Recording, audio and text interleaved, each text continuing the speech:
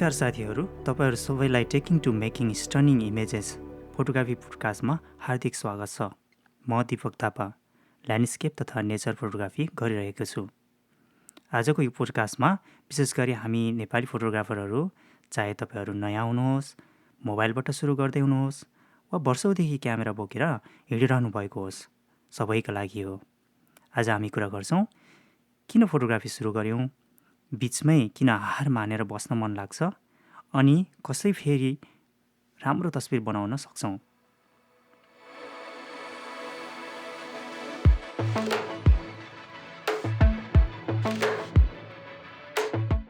हामी मध्ये धेरैले फोटोग्राफी यसरी सुरु गर्छौँ। कहिले नसोचेको बेलामै सुरु गरिरहेको हुन्छौँ, अनि कहिले चाहिँ एउटा राम्रो दृश्य देख्यो भने त्यसलाई फोटो खिचौँ न भनेर त्यसरी सुरु गरे नि हुनसक्छ, होइन?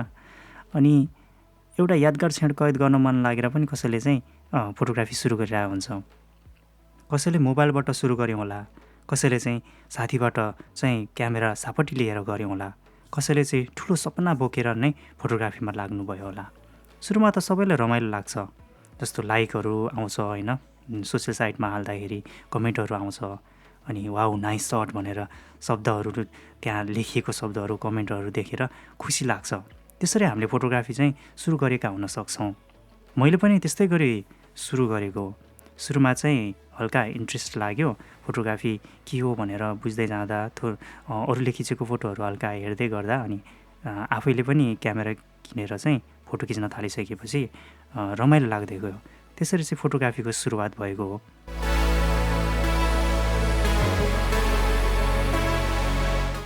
केही समयपछि चाहिँ के हुन्छ भने स्ट्रगलको यात्रा चाहिँ सुरु हुनु थाल्दो रहेछ। अनि जस्तो मान्छेहरूको जुन हुन्छ नि फोटो खिच्ने त्यो इङ्गेजमेन्ट हुन्छ नि हाम्रो चाहिँ, त्यो चाहिँ घट्दै जान्छ।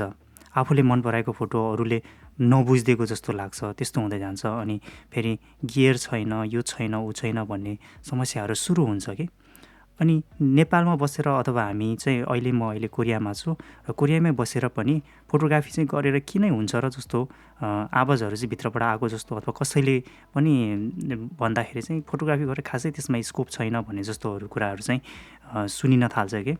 अनि धेरै फोटोग्राफरहरू चाहिँ यही ठाउँमा आएर चाहिँ रोकिएको पाइन्छ। तर म तपाईँलाई एउटा कुरा भन्न चाहन्छु, स्ट्रगल हुनु भनेको तपाईँलाई गलत बाटोमा हुनुहुन्छ भनेर भनेको होइन कि।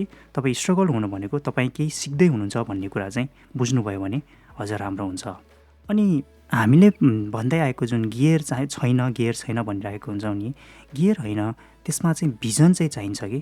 धेरै नेपाली फोटोग्राफरहरूले अथवा भाइहरू बहिनीहरूले चाहिँ भनेको चाहिँ सुन्छु कि क्यामेरा राम्रो छैन, कसैले भनिरहन्छ लेन्स नै राम्रो छैन, ड्रोन छैन भन्ने कुराहरू अहिले धेरै आइरहेको हुन्छ कि। तर याद राख्नुहोस्, क्यामेराले चाहिँ जस्ट खिच्ने मात्रै काम हो कि। तपाईँको आँखा जुन छ नि त्यसले चाहिँ फोटो लिने हो। नेपालमै जस्तो नेपालको दृष्टिकोणबाट हेर्दा, नेपालमा हामी भएको दृष्टिकोणबाट हेर्दाखेरि पनि मोबाइलबाट अवार्ड जितेका फोटोग्राफरहरू धेरै छन्। पुरानो डिएसएलआरबाट मात्रै फोटो खिच्छन् धेरै मान्छेले, अझै पनि धेरै राम्रो फोटोहरू बनाएका छन्। पहिला भिजन बनाउनुहोस्, आफ्नो भिजन चाहिँ चाहिन्छ कि फोटो खिच्दाखेरि चाहिँ। आफूले भन्न खोजेको स्टोरी के हो, होइन? लाइटलाई तपाईँले कसरी बुझ्नु भएको छ भन्ने कुरा चाहिँ त्यो फोटोमा देखिनु पर्यो, होइन? अनि स्टोरी के भन्न खोजेको हो त्यो फोटोमा, तपाईँको फोटोमा चाहिँ प्रोटागोनिस्ट को हो, एन्टागोनिस्ट को हो, होइन?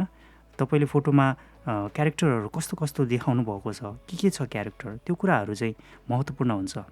अनि त्यो मोमेन्ट जुन छ नि, त्यो मोमेन्टमा त्यो फोटोमा हुनुभएको मोमेन्टलाई तपाईँले जिउनु भयो कि भएन, तपाईँले त्यो मोमेन्टलाई चाहिँ फिल गर्नुभयो कि भएन भन्ने कुरा चाहिँ एकदम इम्पोर्टेन्ट हुन्छ। त्यसैले क्यामेरा अथवा गियर भन्ने कुरो सब थोक होइन है। तपाईँको आँखाले त्यसलाई देखेर, त्यसलाई महसुस गरेर चाहिँ तपाईँले कसरी त्यसलाई चाहिँ फिल गर्नुहुन्छ, अथवा तपाईँले त्यसलाई कसरी अर्को मान्छेलाई, जो तपाईँको फोटो हेर्ने मान्छेलाई कसरी देखाउनुहुन्छ, तपाईँको आफ्नो फिलिङ्सलाई कसरी रिलेट गराउनुहुन्छ भन्ने कुरा चाहिँ सबैभन्दा इम्पोर्टेन्ट हो। हामी नेपाली फोटोग्राफरहरू धेरै लक्की छौँ जस्तो लाग्छ कि। हुन त म पनि नेपालमा गएर धेरै फोटोहरू खिच्न पाएको छैन अझै पनि। म अहिले प्रायः जस्तो कोरियाकै ठाउँहरू एक्सप्लोर गरिरहेको छु, र मलाई धेरै रहर छ नेपाल गएर नेपालको ठाउँहरू एक्सप्लोर गर्नलाई। तर हामी नेपाली हुनु र नेपालमा हुनुको चाहिँ छुट्टै स्ट्रेन्थ छ जस्तो लाग्छ कि। जस्तो हाम्रो हिमालदेखि हाम्रो संस्कृतिहरू, हाम्रो हिमाल त अब तपाईँ नेक्स्ट लेभलै भनौँ न नेचरको हिसाबले। अनि हाम्रो संस्कृति त्यस्तै छ, फेरि डिफ्रेन्ट संस्कृतिहरू छ, सबै कति धेरै हाम्रो जाति धर्महरू छ होइन। हाम्रो जात्राहरू कति थरीका छन्। एउटै हाम्रो काठमाडौँ उपत्यका भ्यालीभित्र पनि कति थरी जात्राहरू हामी देख्न सक्छौँ। अनि हाम्रो गाउँको जीवनहरू हेर्नुहोस् न, कति धेरै सुन्दर पक्ष हाम्रो गाउँको जीवनमा छ। त्यो भित्र लुकेको इमोसनहरू कति धेरै छ। त्यसो हुनाले चाहिँ मलाई चाहिँ हामी नेपालीहरू चाहिँ त्यो हिसाबमा चाहिँ एकदम लक्की छौँ कि जस्तो लाग्छ कि त्यो नै हाम्रो स्ट्रेन्थ हो जस्तो लाग्छ। विदेशीहरूले चाहिँ ट्राभल गरेर कति खर्च गरेर भिजा लिएर अर्को देशमा गएर पाउने दृश्यहरू चाहिँ हुन्छ नि, फोटो खिच्नकै लागि भनेर अर्को देशमा गएर खिच्ने दृश्यहरू हामीले डेली लाइफमा देखिरहेको हुन्छौँ कि होइन। हाम्रो स्ट्रेन्थ नै त्यही हो, हाम्रो स्ट्रेन्थ नै नेपाल हो जस्तो लाग्छ कि। त्यही भएर चाहिँ हामी नेपालीहरू चाहिँ एक हिसाबले लक्की पनि छौँ जस्तो लाग्छ। ट्यालेन्ट त धेरैसँग हुन नि सक्छ होइन, तर त्यसलाई कन्सिस्टेन्स वेमा जुन चाहिँ लगातार रूपमा देखाउन सक्ने क्षमता चाहिँ थोरैसँग मात्रै हुँदो रहेछ। हप्तामा एउटा फोटो भयो भने पोस्ट गऱ्यो भने एकदम राम्रो हुन्छ। एक दिन सुट नगरे पनि अब्जर्भ गर्नुहोस् कि, जस्तो बाहिर जाँदाखेरि अथवा काममा जाँदाखेरि अथवा कुनै पनि कामको लागि तपाईँ बाहिर हिँड्दै हुनुहुन्छ भने अब्जर्भेसन गर्नुभयो भने त्यसले चाहिँ तपाईँलाई पछि आफूले जुन क्यामेरा लिएर जानुहुन्छ अथवा फोटो खिच्नुहुन्छ त्यो बेला त्यो अब्जर्भेसनले चाहिँ काम गर्छ। अब्जर्भेसनले धेरै कुराहरू गर्न सजिलो हुन्छ। अनि अर्को कुरा भने चाहिँ कम्पेयर नगर्नुहोस्, इम्प्रुभ गर्दै जानुहोस्। कम्पेयर गर्यो भने चाहिँ आफूलाई नै हानि हुन्छ कि। आफूलाई कम्पेयर गऱ्यो भने नि आफूले आफूसँगै कम्पेयर गर्ने कि। अनि त्यसमा चाहिँ इम्प्रुभमेन्ट गर्दै जाने। आजको फोटो चाहिँ हिजोभन्दा राम्रो हुनु पऱ्यो। हिजोको फोटो चाहिँ तपाईँलाई मन पर्नु छोड्नु पऱ्यो। मलाई त्यस्तै हुन्थ्यो कि हिजोको फोटोहरू चाहिँ हुन्छ नि अलि चित्त नबुझेको कि कम्पोजिसन नमिलेको जस्तो लाग्दै जान्थ्यो कि। त्यो भने चाहिँ तपाईँ सही बाटोमा हुनुहुन्छ भनेर तपाईँले बुझ्नुपर्छ। अनि अर्को कुरा गरौँ, कुनै पनि कुराबाट अब रिजेक्ट भयो, तपाईँको चाहिँ कन्टेस्टमा फोटो पठाउनु भएको थियो, रिजेक्ट भयो, अथवा तपाईँको तपाईँले चाहिँ त्यो कन्टेस्ट जित्न सक्नु भएन, अथवा तपाईँ इभेन्ट अथवा कुनै कमर्सियल सुटहरू गर्दै हुनुहुन्छ, क्लाइन्ट आएन, यो फेलर होइन, यो ट्रेनिङ हो। किनभने तपाईँले क्लाइन्टलाई पिच गर्नु सक्नु भएन अथवा पिच गर्नलाई चाहिँ तपाईँले ट्रेनिङ गरिराख्नु भएको भनेर सिक्नु पऱ्यो। कुनै कन्टेस्टमा फोटो हाल्दाखेरि चाहिँ त्यो फोटो चाहिँ जित्न सक्नु भएन भने पनि त्यो एउटा ट्रेनिङको रूपमा तपाईँले लिनु पऱ्यो। हरेक ग्रेट फोटोग्राफरले यी सबै चरणहरू पुरा गरेकै हुन्छ कि। जो पनि तपाईँले अहिले इस्टाब्लिस फोटोग्राफरहरू छ नि, उहाँहरूको तपाईँले जीवनी खोतलेर हेर्नुभयो, खोजेर हेर्नुभयो भने यो सबै स्टेजहरू पार गरेर मात्रै उहाँहरू त्यहाँ पुग्नुभएको हुन्छ। हाम्रै नेपालको कन्टेस्टमा हेर्ने हो भने पनि धेरै फोटोग्राफरहरू हुनुहुन्छ, उहाँहरू अहिले इस्टाब्लिस लिजेन्डहरू हुनुहुन्छ।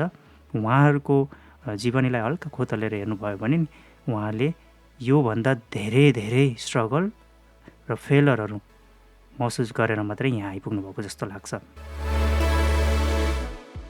र यदि तपाईँ थाक्नु भएको छ भने केही बेर पज गर्नुहोस्, केही बेर रोकिनुहोस् होइन। लगातार कुदिराख्नुपर्छ भन्ने छैन कि। केही बेर चाहिँ आफूले फोटोग्राफीलाई पज गरेर कतै साथीहरूसँग घुम्न जानुहोस् होइन। फोटोग्राफीलाई इन्स्टामा यताउता तपाईँको होइन कहाँ फोटो हेर्नुहुन्छ त्यो फोटोमा चाहिँ लगातार एक कोरो लागिराख्नु भयो भने एक प्रकारको फ्रस्ट्रेसन सुरु हुन पनि सक्छ। त्यही भएर केही समय चाहिँ तपाईँले त्यसलाई चाहिँ स्किप गर्नुहोस्, हेर्दै नहेर्नुहोस्। अनि आफ्नो छुट्टै जोनमा चाहिँ तपाईँले रमाइलो गरेर केही ब्रेक लिनुभयो भने चाहिँ तपाईँले फेरि त्यो जोनमा जानलाई तपाईँलाई हुन्छ नि, त्यो फिल्डमा जानलाई फेरि फोटोग्राफी गर्न मन लागेर आउँदै जान्छ क्या। मलाई त्यो फिल भएको छ, त्यही भएर पनि भन्दैछु।